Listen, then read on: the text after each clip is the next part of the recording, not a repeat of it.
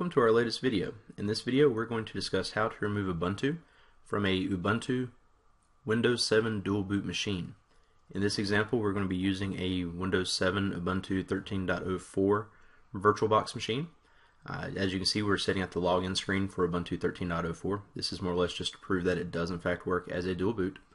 Please keep in mind that if you're looking for a way to remove Ubuntu and you have used Wooby to install the dual boot, this will not work. You'll have to sign back into Windows and uninstall Ubuntu using the Wooby uninstaller in the control panel.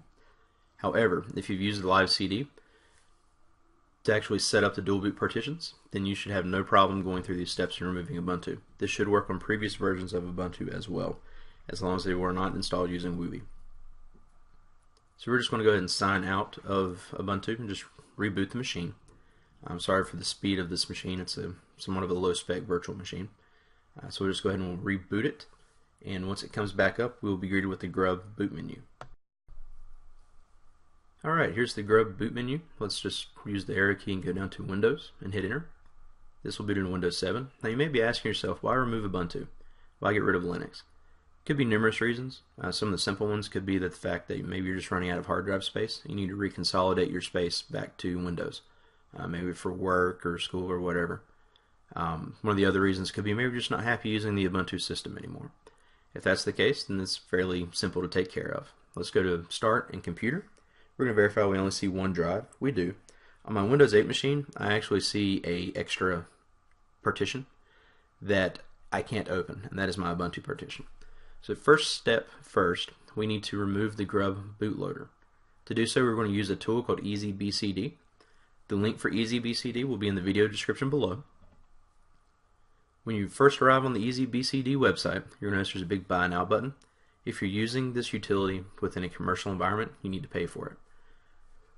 If you scroll down, you'll notice that EasyBCD can set up a boot environment with pretty much any operating system. It's a pretty versatile tool. I've used it with Linux and Windows. I can't vouch for the other OSs, but it works pretty well with Windows and Linux. If you scroll all the way down, you'll see the commercial version is right around $30. It comes with some different perks, some supports.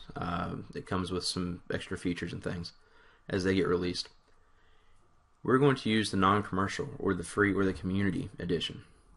If you click on the register button under the community edition, it'll take us to the download page.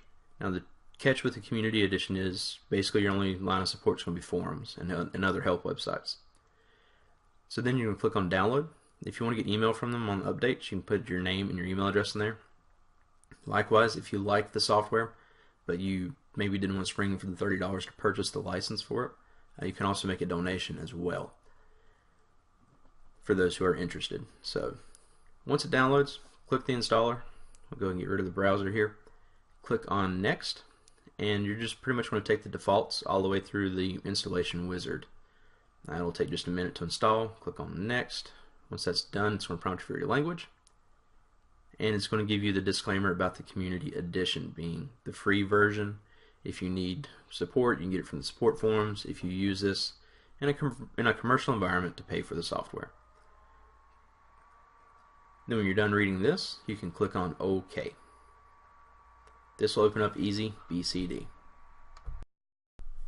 While we're inside EasyBCD, feel free to take a look around the software, see some of the other settings and options you can do. You can edit boot menus, you can add entries to boot menus. Some pretty cool stuff that you can do within EasyBCD. In our case, we just want to repair the boot files. So we're going to select the second option down, click on Perform Action. Now, just below that was an option to back up your settings. You could have made a backup if you'd like. In our situation, with this being a virtual machine, we just want to restore the master boot record. So once the action has completed, we can come over here to File and go to Exit. Then we want to come down to Start and reboot the machine. I do highly recommend that you do a reboot after removing the grub bootloader. This is so we can test to make sure that grub was successfully removed. In the event in which grub was not removed, then you'll have to go down another avenue to resolve the issue. However, in our situation here, we can see that grub didn't pop up during the reboot, so we're good. The next step is to remove the Ubuntu partitions from the computer. Pull this off, go to Start, right click on Computer, and go to Manage. This will open the computer management console. We're going to use the disk management tool to delete these partitions. Now, when we go into disk management, you're going to see 4 partitions.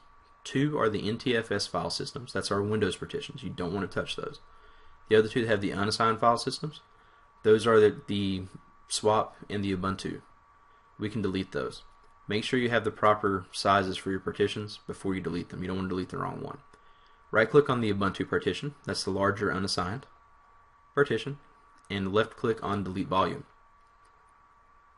The prompt is going to come up and say that anything contained within that volume is going to be destroyed when you delete that volume.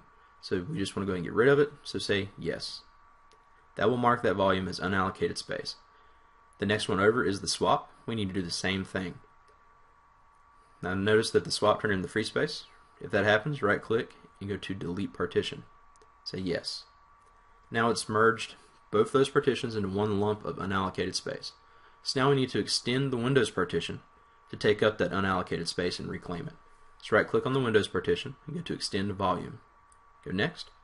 By default, the extend volume wizard will give you the total amount of unallocated space that you can extend to. So say next, and you can verify the right settings here. Click finish. And notice that the graph has changed. Now the entire Windows volume takes up just right under 20 gigabytes of space, which means we're good to go. One thing I usually like to do is to verify that those settings did in fact take effect. We see they did, but you can never be too cautious. So to start and go back to computer this time, and you can see here that it did in fact apply the changes. Let's go to right click and properties. Sure enough, there's our disk usage, and we can see what's going on here. Fantastic. Let's click on OK and close. One more thing I usually like to do, and that is to reboot, just to make sure we're not going to have any problems when the machine comes back up. Now I skipped a big part of the reboot process. No reason to set through it again. We can launch the Windows Explorer, go back into computer, and check it out, make sure that our settings are still the same, and they are.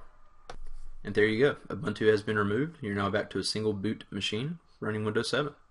As always, feel free to visit our website at techiesmarts.com. Check up on our latest ramblings, geek news, app of the week, Linux, Windows news, reviews, app reviews, help, articles, any of that good stuff is all listed there. Also, feel free to subscribe to our YouTube channel to keep up with our videos as we release them. Stay up to date with us by clicking the big subscribe button on the YouTube channel. Also, you can find us on Twitter, Google+, and on Facebook. The links to those sites will be in the description below. Once again, thanks for watching, and have a fantastic day.